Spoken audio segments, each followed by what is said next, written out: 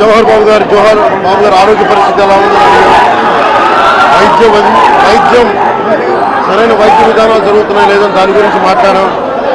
అలాగే నేను ఇక్కడికి ఎందుకు ప్రత్యేకించి ఎందుకు పరామర్శించడానికి ఎందుకు అనుకున్నామంటే ఇది ఒక్కరి మీద జరగల రాష్ట్ర యంత్రాంగం మీద దాడిగా చూస్తున్నాం. దీన్ని వైసీపీ నాయకులకి 11 సీట్లు ప్రజలు పరిమితం చేస్తున్నా కానీ ఇంకా అహంకారం కావాలా. ఈ అహంకారం తగ్గే వరకు ఈ రాష్ట్రానికి మాట్లాడిన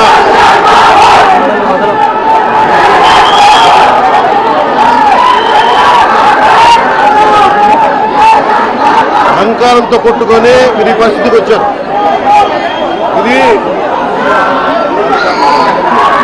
ఈ వ్యక్తి మీదే కాదు, గత గాలివీడు మండలం సంబంధించి గతంలో కూడా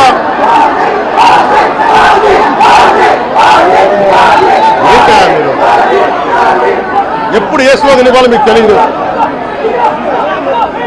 అక్కడండి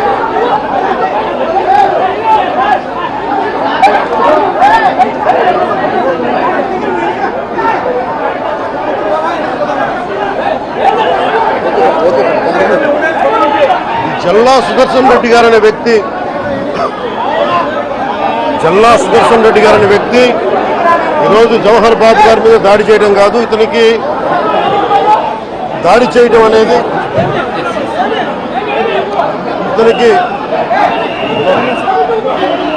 దాడి చేయడం అనేది కొత్త కాదు.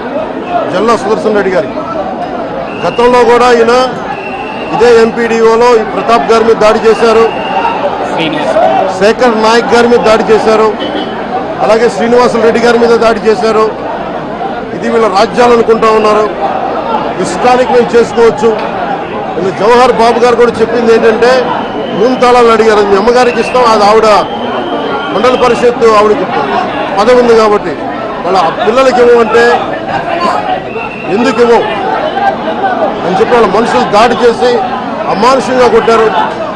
ఆయనకి హై బీపీ ఉన్న వ్యక్తి, హార్ట్ ప్రాబ్లం ఉన్న వ్యక్తి, పైగా కూర్చోబెట్టి కులాన్ని దూషించడం. దీనికి వీళ్ళ అహంకారానికి కులం ఏం లేదా. ఎవరైనా సరే శ్రీనివాసరెడ్డి గారు కావచ్చు, శేఖర్ నాయక్ గారు కావచ్చు, ప్రతాప్ గారు కావచ్చు, జవహర్ గారు కావచ్చు, ఎవరి మీదైనా సరే వాళ్ళకి ఆధిపత్యానికి అడ్డుకుంటే మటుకు వీళ్ళకి ఇదే. నేను వీళ్ళందరికీ ఇదే చెప్తున్నాను మీకు. ఇది గత ప్రభుత్వంలా కాదు. ఇది ఇష్టారాజ్యంగా చేస్తాం మేము కూర్చునే వ్యక్తులం కాదు. మేము సాక్షాత్తు నేనే ఉప ముఖ్యమంత్రిగా ఉండి నేను తప్పు చేసిన శిక్ష పడాలి అని చెప్పి అసెంబ్లీలో చెప్పిన వాడిని. అలాంటిది మీరు ఇష్టారాజ్యంగా కూర్చొని అధికార విధులు నిర్వహిస్తున్న వాళ్ళ మీద దాడి చేస్తే ఏమాత్రం ఉపేక్షించాం. ఎస్పీ గారికి చెప్పాం, కలెక్టర్ దృష్టికి తీసుకొచ్చాం.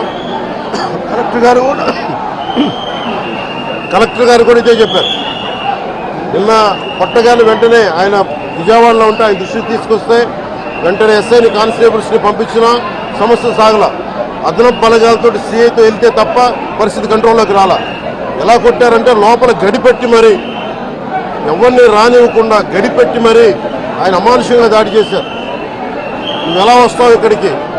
ఎవరో వీళ్ళు చెప్పిన మాటలకి తొత్తులు కావాలి వీళ్ళకి.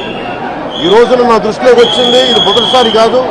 గతంలో ప్రతాప్ గారి మీద దాడి చేశారు, శేఖర్ నాయక్ గారి మీద దాడి చేశారు, శ్రీనివాసరెడ్డి గారి మీద దాడి చేశారు. వీళ్ళకి కులం ఎక్కువ తక్కువ లేదు. వీళ్ళకి అహంకారం నడినెత్తి మీదకి వచ్చి కొట్టుకుంటా ఉంది. అహంకారం తీస్తాం, తోలు తీసి కింద కూర్చోబెడతాం. మీకు ఒళ్ళు ఒక్కొక్కళ్ళకి మీకు ఎక్కడెక్కడ ఉన్నాయో తెలియట్లా. మీకు అహంకారాలు పెరిగిపోయినాయి. మీకు ఆధిపత్యపు అహంకారంతో అధికారుల మీద దాడి చేస్తే మిమ్మల్ని ఎలా తీసుకెళ్లాలో, ఎలాంటి శిక్ష పడాలో మీకు ఖచ్చితంగా చేసి పెడతాం. మీకు ఇష్టారాజ్యంగా చేయకండి. అహంకారంతో నడినెత్తి మీద కళ్ళు నెత్తికెక్కాయి మీకు. ఈ ప్రభుత్వం చాలా త్రికరణ శుద్ధిగా అందరం కూర్చొని మేము కలిసికట్టుగా ఉన్నాం ఇక్కడ. ఇది కూటమి ప్రభుత్వం, ఇది వైసీపీ ప్రభుత్వం కాదు. ఇది ఇష్టారాజ్యంగా మీరు చేస్తారంటే కామ్గా కూర్చునే ప్రభుత్వం కాదు. మీకు ఎలా చేస్తే ఎలా నియంత్రిస్తే మీకు కిందకు వస్తారో మేము చేస్తాం. మీరు గాల్లో విహరిస్తూ ఉన్నారు. 11 సీట్లు వచ్చిన ఇంకా గాల్లో వేస్తున్నారు. మొత్తం మీకు ఎలా కిందకి దించాలో మాకు బాగా తెలుసు, చేసి చూపిస్తాం. ఇదే కాదు, ఈ సందర్భంగా ఏ నాయకులకైనా సరే అధికారుల మీద దాడి చేసినా, అధికారులు విధులు నిర్వహిస్తుంటే అడ్డుకున్నా చాలా కఠినమైన చర్యలు ఉంటాయి. ఈరోజు నేను వచ్చి ఇక్కడ ఎందుకు వచ్చాను జవహర్ బాబు గారి దగ్గరికి అంటే, ఆయన ఒక ఎస్సీ ఎస్టీ కులానికి సంబంధించిన వ్యక్తినో వీటి గురించి అని కాదు, ఎవరైనా సరే ఇర్రెస్పెక్ట్ ఆఫ్ కాస్ట్ ఆధిపత్య ధోరణితోటి కనుక దాడి చేసి విధుల నిర్వహణకు అడ్డం వస్తే ఇది ఉపేక్షించే ప్రభుత్వం కాదు.